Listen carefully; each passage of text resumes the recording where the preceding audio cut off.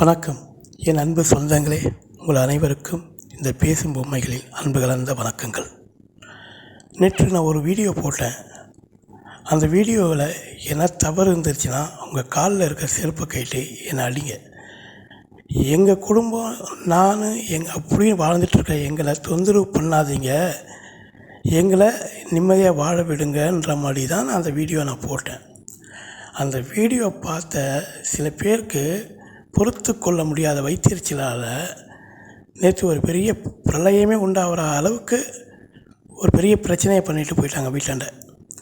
வேறு யார் அவங்க? வேசாரப்படையில் இருக்க கணேசன், அவருடைய தூண்டல் பேரில் குற்றக்குழப்பியான முருகன், அவருடைய மனைவி வனிதா, இந்த 3 பேரும் சேர்ந்து என் வீட்டு கேட்டை வேகமாக தட்டி அடித்து என்னை வெளியில் வான்ற மாதிரி ஒரே சத்தம் போட்டுட்டு இருந்தாங்க. நான் அப்போ தான் அலுவலகத்துலேருந்து வந்ததுனால இதை வீடியோ ஃபோட்டோ எடுத்தேன். அப்படியே ஆடியோ ரெக்கார்ட் பண்ணிகிட்டே இருக்கும்போது அந்த வனிதான்றவங்க தரக்குறைவாக அவதூறாக என்னென்ன அசிங்கமாக பேச வேண்டுமோ அப்படி பேசியிருக்காங்க.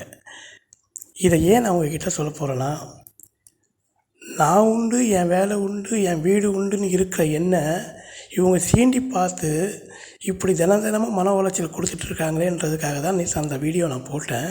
அந்த வீடியோவுக்கு அவங்களால பொறுத்து கொள்ள முடியல. ஏன்னா உங்கள் வீட்டில் போய் சேர்ந்துருச்சு. அதனால் அவமானம் தாங்க முடியாமல் என்னை இப்படி நேற்று அவமானப்படுத்திட்டாங்க. இப்போது நான் என்ன பண்ண போகிறேன்னா, அவங்க பேசின ஆடியோவை எடுத்துகிட்டு மாதவரம் போலீஸ் ஸ்டேஷனில் போய் நான் கம்ப்ளைண்ட் கொடுக்க போகிறேன். இதை பற்றி நேற்றே ஒரு இடம் நான் பேசிட்டேன். அவர் முன் தகவலாக நான் சொல்லிடுறேன்னு சொல்லிட்டாங்க. இப்போ காலையில் போய் இந்த தகவலை நான் புகாராக கொடுக்க போகிறேன். இந்த புகாரில் என்ன சொல்ல போகிறேன்னா, வேசாரப்பாடியில் இருக்க கணேசன் யார், அவருடைய பின்னணி என்ன, கவர்மெண்ட்டில் வேலை செய்கிற அவருக்கு எப்படி 3 வீடு வாங்க முடியுது. வீடு வாங்குறது அவருடைய சாமர்த்தியம், அது ஓகே. ஆனால் அந்த வீடு அவர் வாங்கினா போல் என்னையும் வாங்கணும், நான் கையாளாதவன், ஒன்றுத்துக்கு உதவாத என்று என் மன உளைச்சல் கொடுக்குற மாதிரியே பேசிகிட்டே இருந்தால் நானும் எவ்வளோ பொறுத்துட்டு போவேன். அது அவர் ஊர் அடித்து உலையில் போட்டு வீடு வாங்குறாரு, அது அவருடைய சொந்த பிரச்சனை.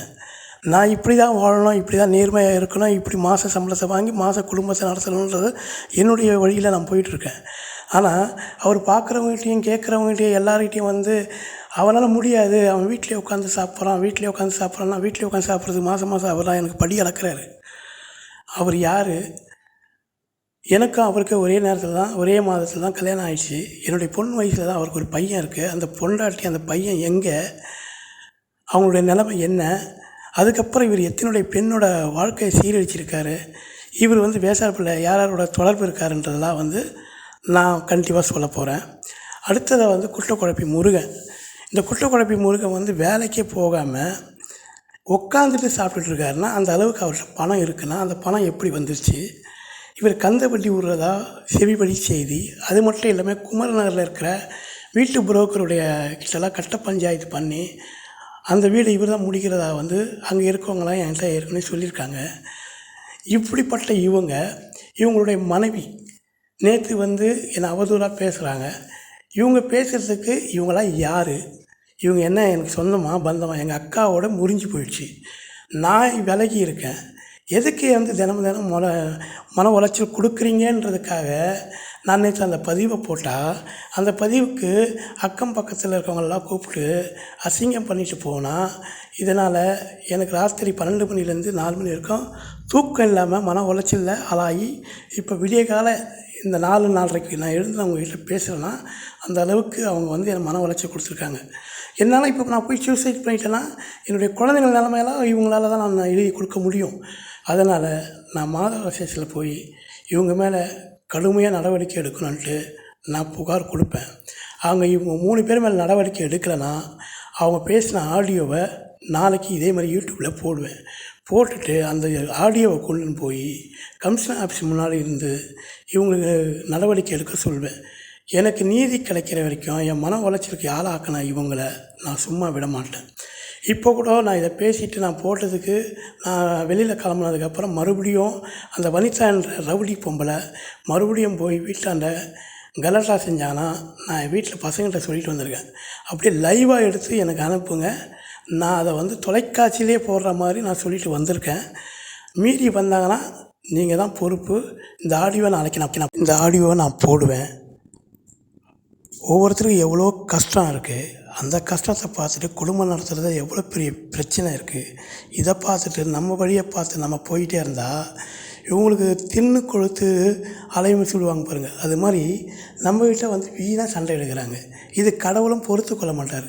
ஓரளவுக்கு தான் மரியாதை மதிப்பு கொடுப்பாங்க இல்லைங்களா? இப்படியே பொறுத்துட்டே இருந்தாங்கன்னா எனக்கு என்ன ஆகுறது? என் மன உளைச்சலுக்கு நான் ஆளாகிட்டு இருக்கேன். அதனால் நான் சும்மா விட மாட்டேன். இவங்க மேலே நடவடிக்கை எடுக்கணும். இவங்க திரும்ப எங்கள் வீட்டு பக்கமோ இல்லை நான் மின்ட்டில் வீடு கட்டுற இடத்துலையும் இவங்க வந்தாங்கன்னா நான் இவங்கள சும்மா விட மாட்டேன்றதை மனப்பூர்வமாக நான் எழுதி கொடுப்பேன். கடவுள் கமிஷனர் ஆஃபீஸ் மூலிமா எனக்கு நடவடிக்கை எடுக்க முடியுன்ற நம்பிக்கை எனக்கு இருக்குது. இதுக்காக நான் மாதவர ஸ்டேஷனில் நான் போவேன். மாதவர ஸ்டேஷன் போகிறதுக்குள்ள இவங்க இடையில வந்து இங்கே என்ன பிரச்சனை பண்ணாங்கன்னா தொலைக்காட்சியிலையும் இவங்களை வர்றதுக்கு நான் ஏற்பாடு பண்ணிட்டேன். அதனால் இவங்களை கூடிய விரைவில் யாருன்றது ஃபோட்டோவோட இவங்க பேசின ஆடியோவை நான் நாளைக்கு போடுவேன். என்னோட விட்டுட்டா நல்லது. கேட்குறதுக்கு ஆள் இல்லைன்றனால இந்த கணேசன், முருகன், வனிதா போடும் ஆட்டத்துக்கெல்லாம் ஒரு முடிவு கட்ட போகிறேன். அது மட்டும் இல்லை, என் குழந்தைங்களாம் நேற்று ரொம்ப பயந்து கிடக்குது. அந்த பொம்பளை பண்ண பேச்சு அப்படி இருந்தது. அந்த கதவை அடிக்கிறது, ஒரு பெரிய போர் நடக்கிற அளவுக்கு, சண்டை போடுற அளவுக்கு ஒரே கூச்சல் போட்ட அந்த பொம்பளையால் என் குழந்தைங்களாம் ரொம்ப கஷ்டத்தில் இருக்குது. எல்லா குழந்தைங்களையும் கூட்டிகிட்டு போய் குழந்தைங்களுடைய நல வாரியத்துலேயும் மனித உரிமை கழகத்துலேயும் நான் கம்ப்ளைண்ட் கொடுப்பேன்.